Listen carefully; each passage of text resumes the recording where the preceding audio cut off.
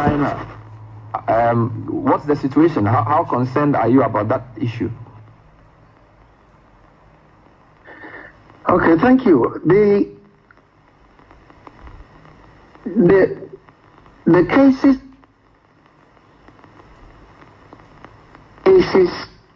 in the northern part of China where the country borders with Russia. There is a land border with Russia which many people are coming in from Russia, quite a number of them being Chinese citizens who are traveling back.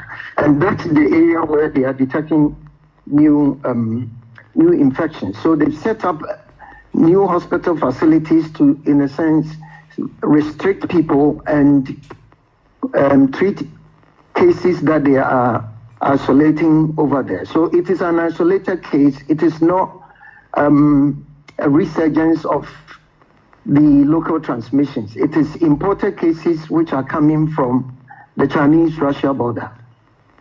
Okay, we've also heard that some Africans are being rounded up and routinely tested and quarantined, which has led to a lot of concern here in Ghana. What do you know about that situation? Okay, that issue that has been circulating on social media is not wholly true. The story is being embellished, and the truth of the issue is in Guangzhou, where this is reported, just like any other province, the Chinese authorities are testing everybody, both foreigners and local citizens. But this case, which has been picked up and has been portrayed in a negative way, happens to be because these Africans who are involved are actually illegal residents who do not want to take the test. According to the official, reports and investigations which have been made, because everybody who lives here, you take the test, it is linked to your resident status, and everywhere you go, you have to show your health status. These individuals, when they were asked to take those tests, mandatory tests, they refused.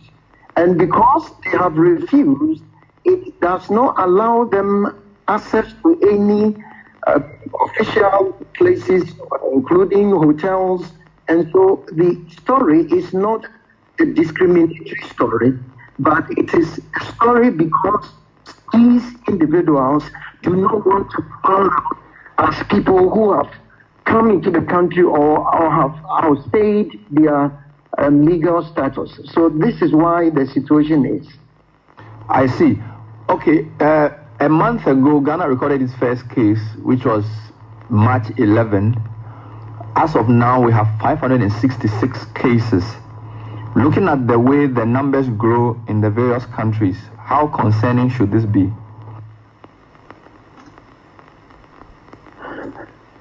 Thank you. I've been looking at the figures that have been reported recently.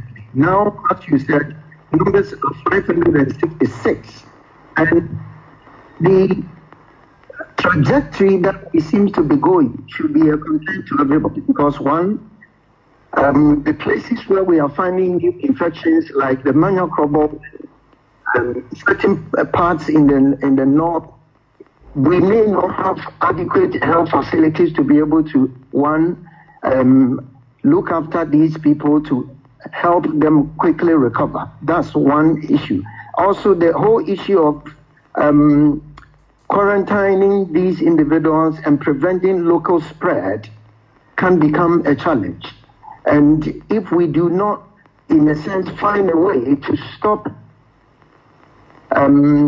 people who have been infected coming into contact with the local population, then we are going to have a severe case, and that will be difficult for us to handle. So I think it's concerning, and everybody who have to do something about it in terms of isolating these individuals and people listening, because I'm looking at your news website and I could see a report where there are literally hundreds of people on the beach partying when they're supposed to be under this lockdown or social distancing. So the people of the country needs to take it serious, because if we begin to have more local transmission or community spread, it is going to be very difficult for us to be able to get a handle on it.